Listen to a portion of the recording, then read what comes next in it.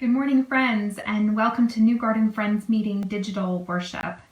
Today is May 24th, and I'm Margaret Webb. I'm the pastor here at New Garden Friends Meeting.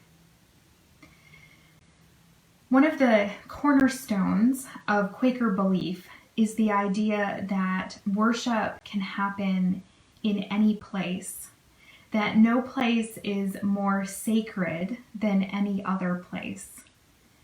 And we embody that spirit here at New Garden Friends Meeting and affirm that our worship continues even when our physical building is closed. Our meeting community is the center of our worship and spiritual life, and that community remains strong even when we are not able to be together in the same physical space. Part of what is important for our community is that we welcome one another whenever we are together. And so today, because we are together in spirit, I want to continue that practice of welcome this morning. You are welcome here at New Garden Friends Meeting. No matter who you are and no matter where you come from, you are welcome here among friends.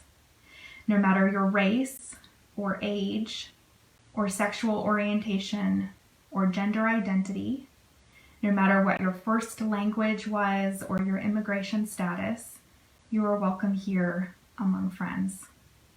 No matter your politics or where you are on your spiritual journey, you are welcome here among friends. Friends, I would invite you to take a few moments and welcome one another this morning. You can welcome each other by text message if you have the cell phone number for other friends. Send out a welcoming email, welcome one another by Facebook Messenger, or go ahead and welcome each other in the comments section.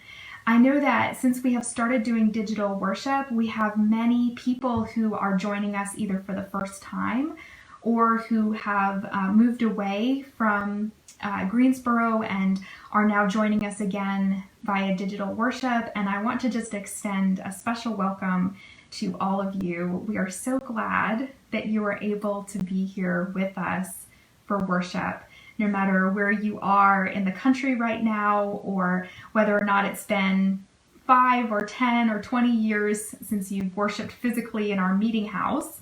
I want to welcome you again to New Garden Friends Meeting. We are so glad that you are here with us this morning.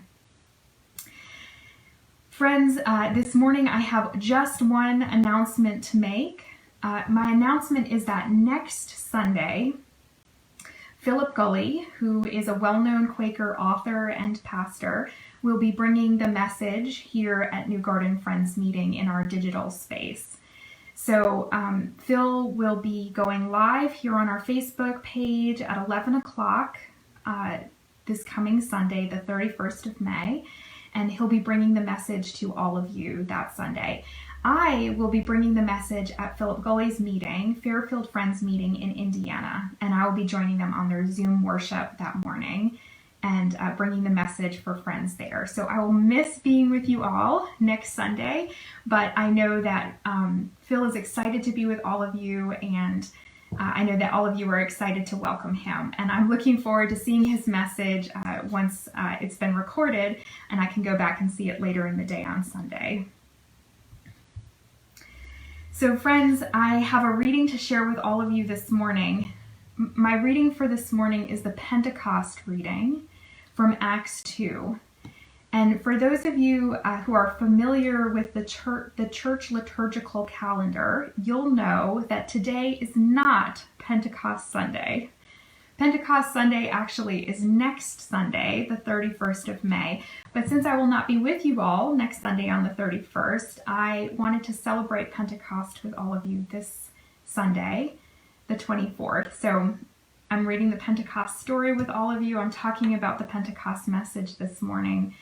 For those of you who know me, you know that this is a story that is important for me spiritually, and I'm excited to share it with all of you this Sunday. It feels particularly important this moment in time as we all face together COVID-19. So I am reading this morning from Acts chapter 2, verses 1 through 4 and 12 to 18. I'm reading from the New Revised Standard Version. This is not the full Pentecost story. Some of you will see that I've compressed it a little bit for time, but I would encourage you to read all of the Pentecost story if you have a Bible at home with you. Acts 2, chapter 2, verses 1 through 4 and 12 through 18. When the day of Pentecost had come, they, the disciples, were all together in one place. And suddenly from heaven there came a sound like the rush of a violent wind, and it filled the entire house where they were sitting. And divided tongues as of fire appeared among them, and a tongue rested on each of them. And all of them were filled with the Holy Spirit, and began to speak in other languages as the Spirit gave them ability. And the crowd around the house were all amazed and perplexed, saying to one another, "What does this mean?" But others in the crowd sneered and said, "They are filled with new wine." But Peter, standing with the 11, raised his voice and addressed them, "People of Judea and all who live in Jerusalem, let this be known to you, and listen to what I say. Indeed, they are not drunk as you suppose, for it is only 9 o'clock in the morning. No, this is what was spoken through the prophet Joel. In the last days it will be, God declares, that I will pour out my Spirit upon all flesh. And your sons and your daughters shall prophesy, and your young men shall see visions, and your old men shall dream dreams. Even upon my slaves, both men and women, in those days I will pour out my Spirit, and they shall all prophesy."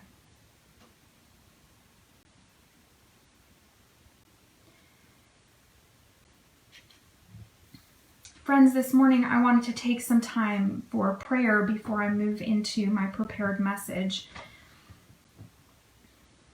I'm praying this morning particularly for those who are grieving this Memorial Day. I know that there are many who are grieving the loss of a loved one. I'm thinking of the families of those who serve in the armed forces who have lost loved ones this Memorial Day. But also I am thinking of all those who grieve in our country right now. As many of you know, we have reached a terrible mark in this struggle against COVID-19. We've lost almost 100,000 Americans to the disease. And I think one of the things that's hard for many of us is to understand what 100,000 really means. Because when we talk about numbers that are that large, it's hard for many of us to really visualize what 100,000 is.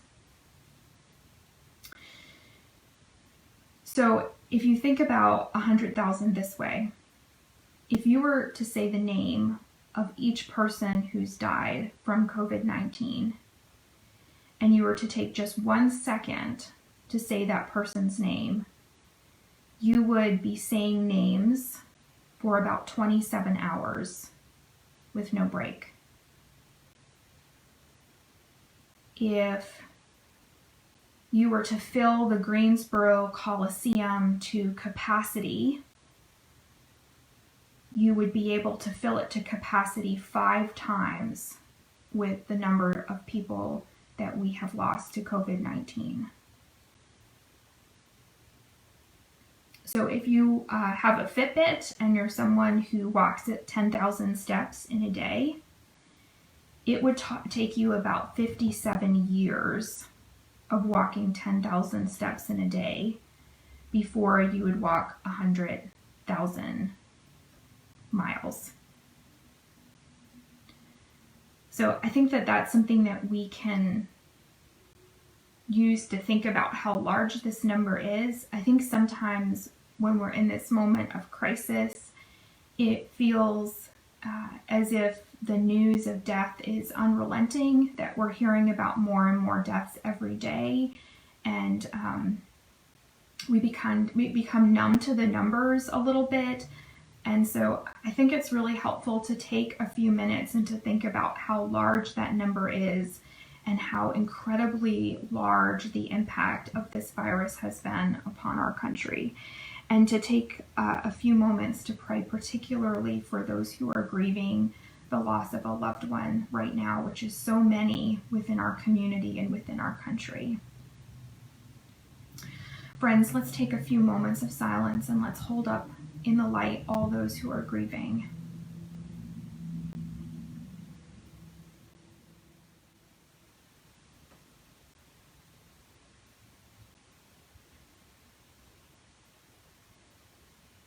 Thank you, friends.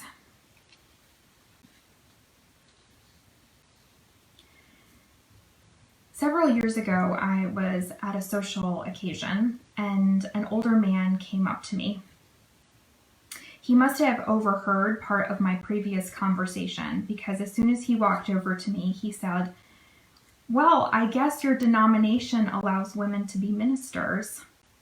What about 1 Corinthians chapter 14, verse 34?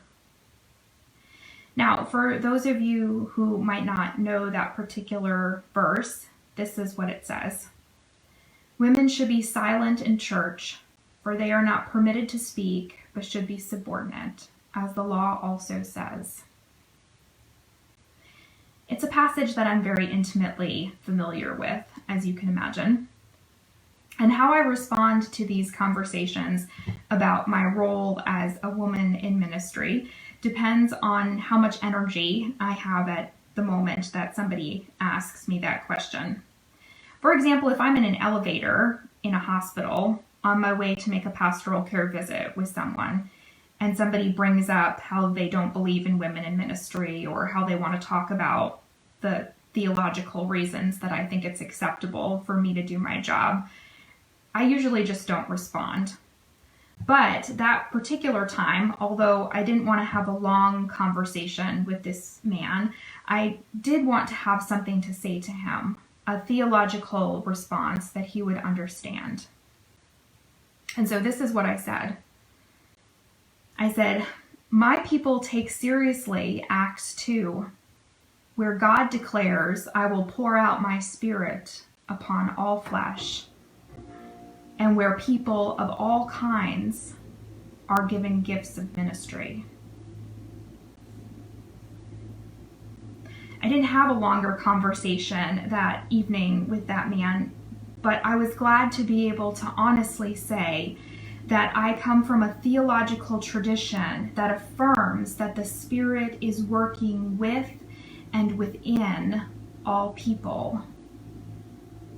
This passage from Acts 2 is important for us Quakers because it is fundamentally a passage that affirms that the Spirit is within us all, that the Spirit is with us in this present moment, a living presence, as we Quakers say. Now, I know I just read it to all of you, but I want to just reread verses 17 to 18 again. "Your sons and your daughters shall prophesy, and your young men shall see visions, and your old men shall dream dreams. And even upon my slaves, both men and women, in these days I will pour out my spirit, and they shall prophesy." We Quakers talk a lot about spirit. Whether we understand that spirit as the Holy Spirit of the Christian tradition, or whether we understand it as the spirit of love in our universe, we believe that that spirit is alive among us. And expressed here in Acts 2 is that same radical understanding of equality that so many Quakers hold dear, that sense that all people are filled with the Spirit. It's an expression as well of that Quaker idea that we are all ministers to one another, that we all are gifted with ministries to share within our communities. The Spirit is poured forth on all flesh including people who have no social standing, people who are powerless within society. The passage is very clear and specific about that. People who are not held up as leadership material are gifted with the Spirit in this passage and are gifted with ministries to the community. The passage reminds us that we are, all of us, called to do the work of the Spirit, that work of justice and mercy and love, that work that is foundational to our lives as people of faith. I also love that this passage is about empowerment. It is about a living Spirit that empowers and equips us to do things that we did not think were possible, to do work that is difficult and mysterious, to live into new ways of being that may be countercultural. As a woman in ministry, this is deeply meaningful to me, that the Spirit pours forth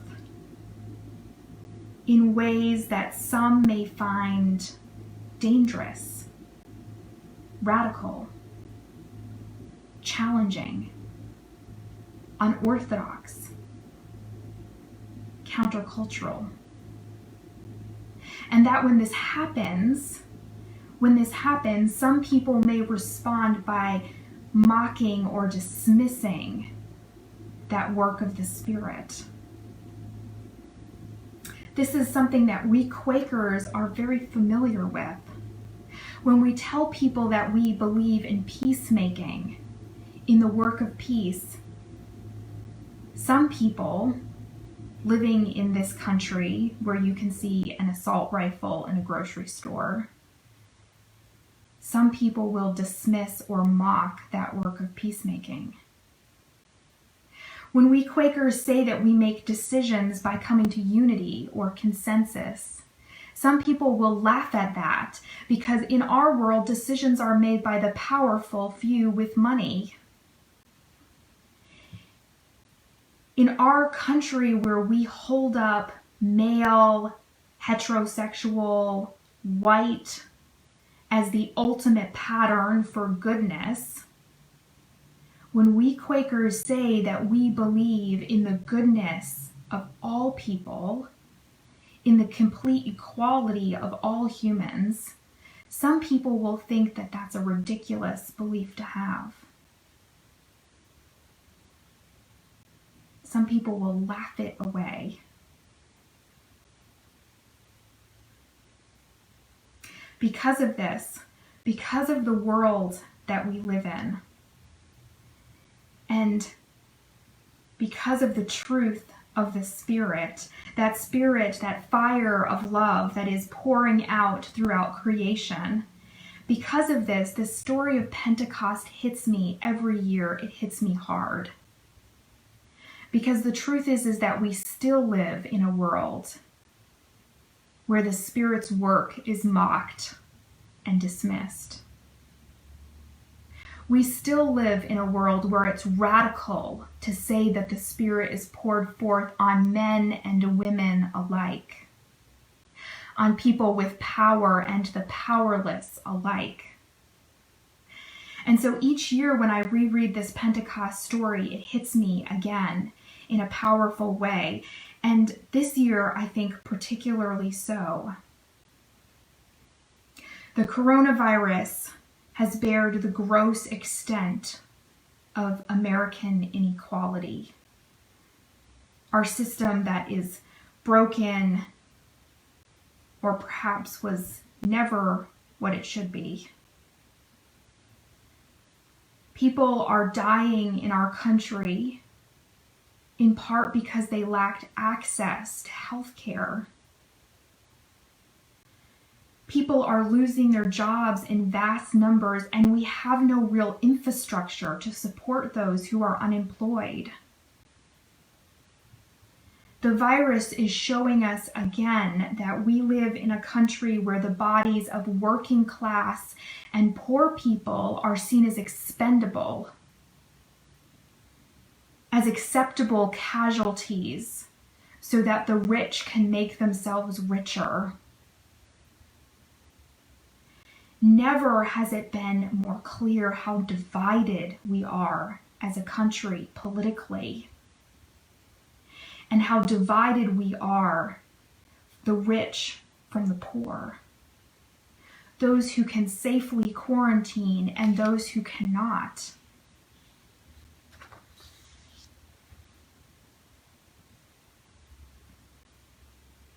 And it is in this moment that the good news of the Pentecost story rings sharp and clear. The truth that all people have worth in God's eyes. The truth that we are, all of us, called to do the work of justice and love in our world. The truth that the Spirit is alive with us, not just on that first Pentecost day, but in every day since, the Spirit is at work. The truth that the Spirit is that fire that we carry within us, that light that is within us, that still small voice in the silence, the peace in the storm, the force that changes hearts and transforms communities. That light that can transform suffering into joy, violence into love. The good news, too, that we are never alone. That the Spirit constantly resides with us, calling us forward, even though our future right now is unclear and uncertain.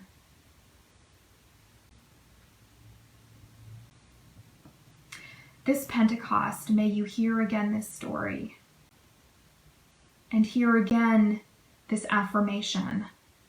The Spirit is with us, poured forth upon all of us, a fire within you, the light that shines on in our communities, that shines on even though there is an ocean of darkness, that shines on and overcomes that ocean of darkness with an ever greater ocean of light and love.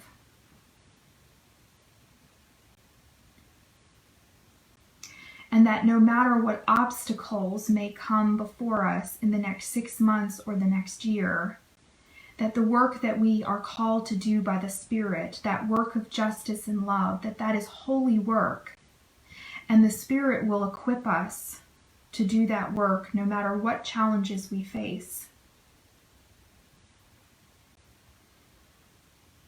We are partners with the living Spirit. We are Pentecost people.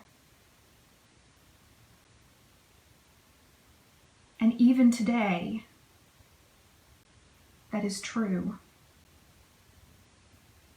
The Spirit is with us, even in this time, even in this place, even with our uncertain future. Friends, we're going to transition now into our time of silent waiting worship. I would invite you at home to take 5, 10, 15, 20, 30 minutes, however long you can and however long the Spirit leads you to take that time and to settle into silence. And as you settle into silence, I would invite you to hold with me these queries or questions this morning.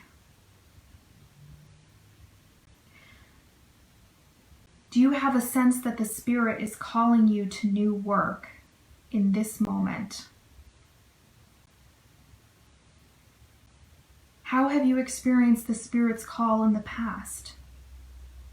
And how has the Spirit equipped you to do the work that you are called to? How do you live into the Quaker belief that we are all of us ministers to one another? How have you seen that living presence, the living Spirit, alive and working in your life?